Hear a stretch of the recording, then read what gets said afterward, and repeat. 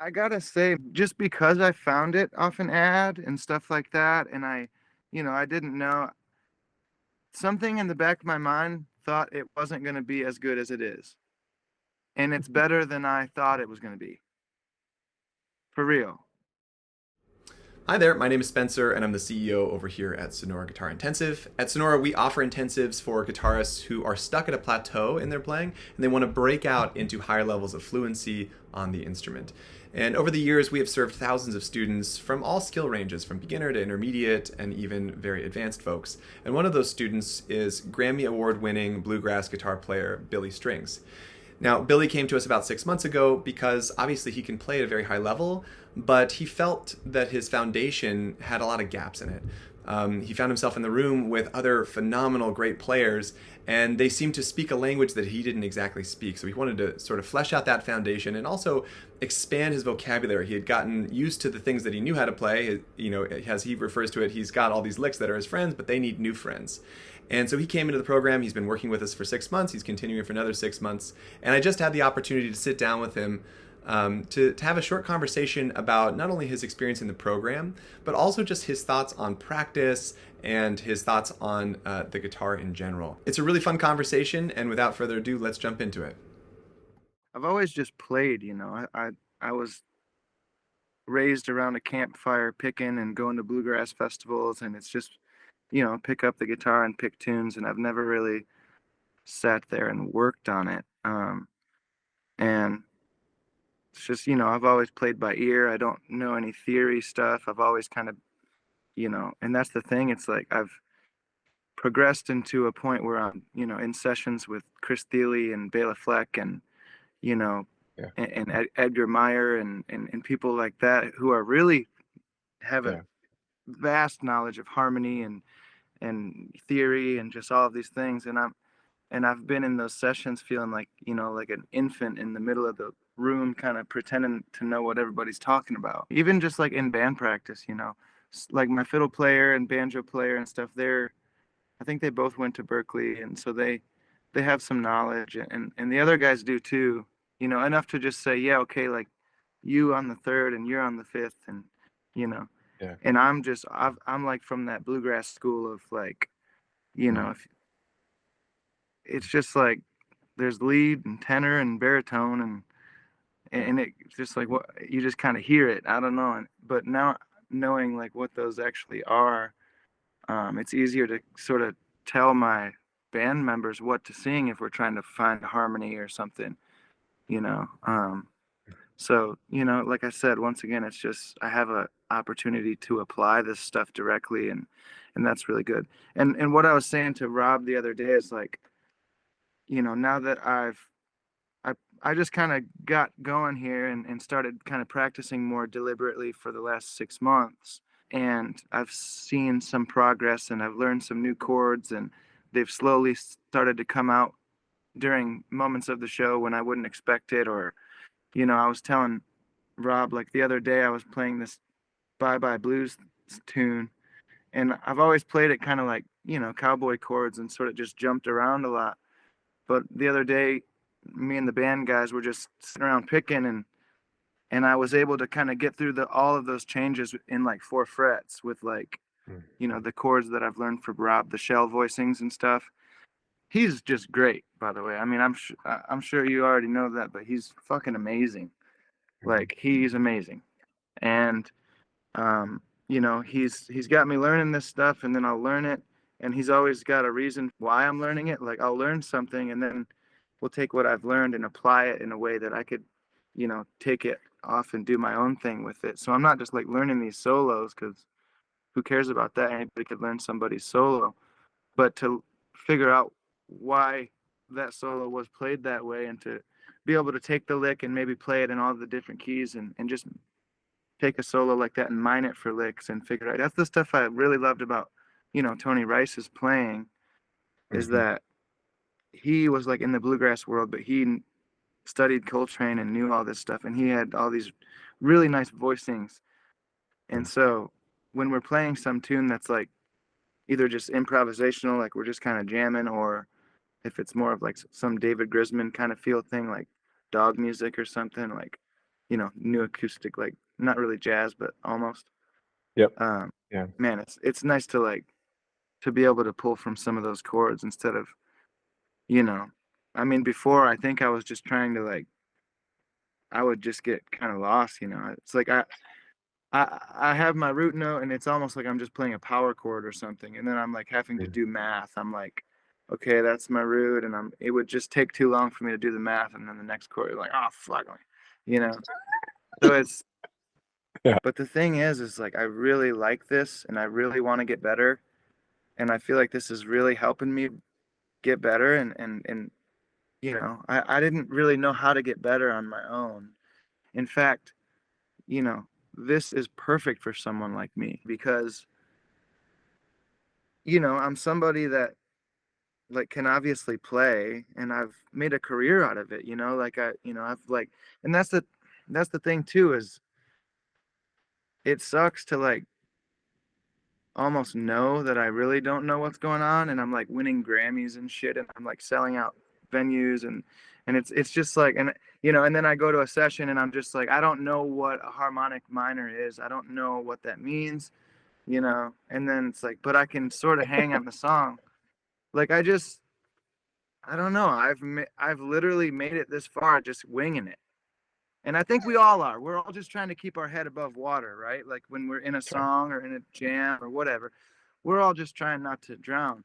But it got to a point where felt like I was fooling myself or something, or just I started getting real sick of that. It's like, man, you need to like put in some work. Like you're supposed to be a professional musician and like you don't even know what this shit means. Like, I feel like if I'm a professional musician, I should know what all these terms mean.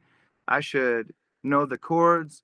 If somebody gives me a chart, I should be able to just read it down. I can personally tell you that when I'm on stage and I'm improvising and I feel my limit of where I really am, and I'm Hmm. constantly trying to push past that, but I'm scraping my knees, Hmm. and I'm falling flat and I'm fucking and that's the other thing too is I want to really raise the bar of where I'm actually at so that I could play like I am right now at a lesser, percentage of energy. I'm getting to the point where I'm like wanting to reel in my amount of tension and physical tension and stuff with singing and with playing. I've noticed that when I'm doing good and I'm practicing and I'm sticking with the program and I'm sticking with Rob, my technique's better. I don't fall into those ruts as much. My fingers are in shape. I feel like I got more fluid, range of motion. When I fall off and tour gets in the way and I'm on a tour bus and then I get on an airplane and oh shit, I didn't practice yesterday and now I'm at sound check and we got to do a photo shoot before the gig tonight. So man, damn it. Now I haven't practiced in 2 days. I go back into these defaults where I feel like I'm playing with bad technique and I'm like almost like hurting myself and stuff. So I Hmm. just when I'm practicing, I can sit here and practice, you know, pressing on the fretboard nice and lightly and making sure I have good posture and everything's good, and when I'm doing that all the time, that crosses over to the stage a little bit. You raise a lot of good points. Even at your level, playing with some of the greats, it is about raising the ceiling on what's possible. And you can hear it in some players like Brian Sutton is like this. He's studied jazz clearly. So the ceiling's really high. So he has a lot of terrain that he can explore outside of traditional forms. Obviously, Grant Gordy's like this. Julian Lodge is like this. Chris Eldridge is like this. The topography is much broader for them. So, opening up jazz is not going to like sterilize your playing. It's going to allow Uh, you to see more vantage points. And I'm curious, what were your intentions coming into the program? What did you expect when you're coming in? And yeah, why did you ultimately like make the decision to do it? what initially hooked me was really an ad on Instagram, and it's crazy because you know I'm not usually the kind of person to like follow something like that, but it seemed to speak to me at the time exactly what I was like feeling, and I didn't really even know how to express it. But when I heard the word plateau, I was like, yes, that's what I'm on. I'm sick of hearing myself play the same old shit. I love all the licks I know. They're my best friends. They got me to where I'm at, but they need some new friends. So yeah, it was really to do exactly what we've been doing, is to break out of that sort of funk that I was in of not learning and not practicing and just kind of recycling and playing the same stuff over and over, and um, getting into different territory, and having I knew that like having somebody to keep me accountable was like a big deal, and also just when I looked into it, I think I saw the ad and then I went and I watched like the video that explains the whole thing and the science behind the repetition, the spaced repetition. That was interesting to me, and I was like, that makes sense. And Mhm. that's something that I really enjoy about Sonora, is that the star system.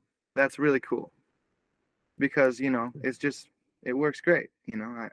Some of the things I'm like, yeah, I got this down. And after a while, it's like, we're going to stop showing you this. And then it's like, focus on the things you need to work on. And it's really how it comes up is just great, as far as, so I think that's really great. It was almost like getting a gym membership or something. It's like, dude, you have to do this to like get healthy. Like you got to get your act together and buckle down and practice and get better at guitar, because otherwise, what the hell are you doing? I'm curious if there were any surprises. Was anything like different than your expectations? I gotta say, just because I found it off an ad and stuff like that, and I didn't know, something in the back of my mind thought it wasn't going to be as good as it is. And it's better than I thought it was going to be. For real. So it's great. And especially, like I said, I kind of almost can't picture my life without Rob now, because he's just great. He's like one of the best players ever, and like an even better teacher. Are there any other like big sort of insight moments that you've had over the last 6 months that have affected your perspective on guitar or your musicianship? I mean, definitely just the general idea of a more deliberate practice. Um, Not just kind of thumping around on the guitar, like I did for the first 30 years of my life. Check this out, man. One day I was on tour and and I don't know if this is going to really answer your question, but I just think you'll like to hear this. I was on tour and I was procrastinating. I was just doing everything I could do besides practice. Like I'm in my hotel room. I'm like, oh, like I probably need to go like down to the mall and like buy some new underwear or something. Like just I was just making up things in order to not practice. And I was feeling like shit about it, and I'm like doing all this other bullshit, and I'm like, man, you need to go back and practice. You need to go back and practice. Like you need to practice for at least an hour today. Like you have to. So I was all day long, feeling like that, kind of like a jerk for not practicing. And I get back and I get my guitar up and I start practicing. And I'm like 35, 40 minutes into practicing. And I'm like kind of having so much fun that I had this moment of like, oh shit, what was I supposed to be doing? And I was like, no, this is it. This is what you were supposed to be doing.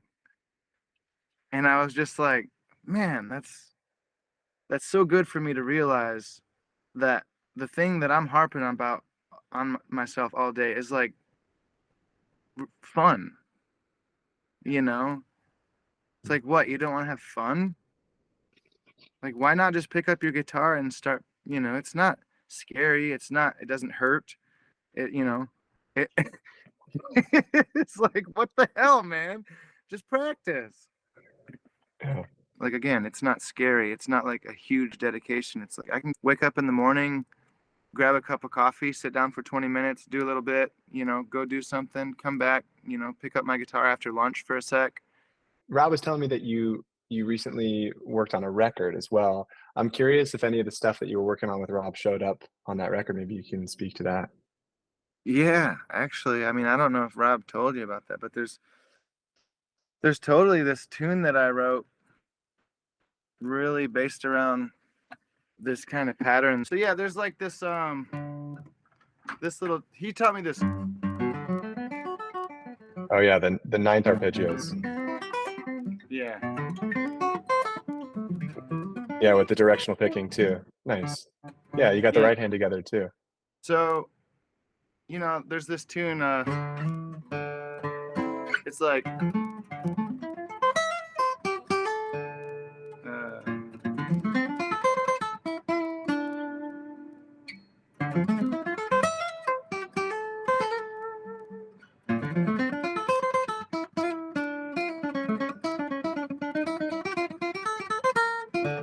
we recorded this whole tune, and it's got this part in it that has this change that's like, and after I learned Donna Lee, I was kind of thinking,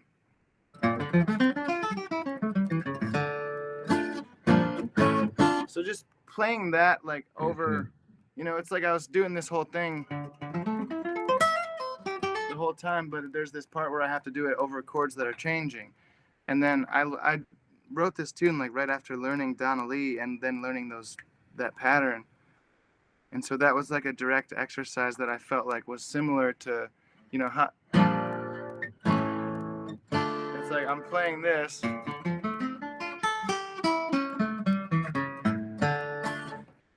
Like there's this one Daryl Anger tune that we do called Key Signature. And before I was kind of doing it with like these sort of power chord things. And we just started playing it the other day. And somehow I just started playing different voice things. And I was like, whoa, that's a cool chord. And I would like go up and I would just kind of guess like an inversion and it would actually work. And I was like, holy shit, like you can play that chord there. And, it's just when that stuff happens, I'm just like, wow. And I'm like such a dork too. Like I'm like telling this stuff to my band and they're all just looking at me like, yeah, dude. Like we know. Yeah, that's an inversion. Like we know. And I'm just like, well, dude, I don't know. And I'm fucking excited about it now. It's cool. And then like my mandolin player, he's like a straight up bluegrass dude, like he cuts his gig. He's bluegrass as they come. But he just makes fun of, I'm like practicing some jazz thing and he's like, oh yeah, here we, or if I'm practicing Bach, he's like, oh, here's fucking William von Stringingham or whatever, like just like talking shit, but it's great. I love those guys. But but it's also Cool. cool to, like when I'm on stage and I'm jamming and somebody's taking a solo and I'm kind of getting with the bass player on some shit and I'm using those voicings and I look over and he's like I hear you using them new chords, It's like fuck yeah. So it just feels good to feel a little progress because it got me out of feeling so shitty about myself, Yeah. But like I also have come to terms with how long it takes, how much work I have to put in, and this stuff isn't going to appear within my playing overnight. But I Mm. have been, that being said, I wrote a tune with something that I learned from here, and also these chords are starting to appear too. So some of it's showing up sooner than maybe I had even anticipated. I'm not trying to rush it. That's the thing. When I go on stage, I'm trying to just go play. But that's exactly it. When I'm just going and playing, and all of a sudden I play some chord, and I'm like, holy shit! I never would have played that chord 6 months ago. I didn't even know that chord. You know? Yeah, totally.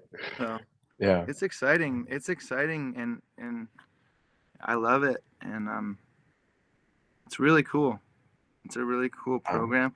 Like I said, the spaced repetition thing is awesome. I love the star system.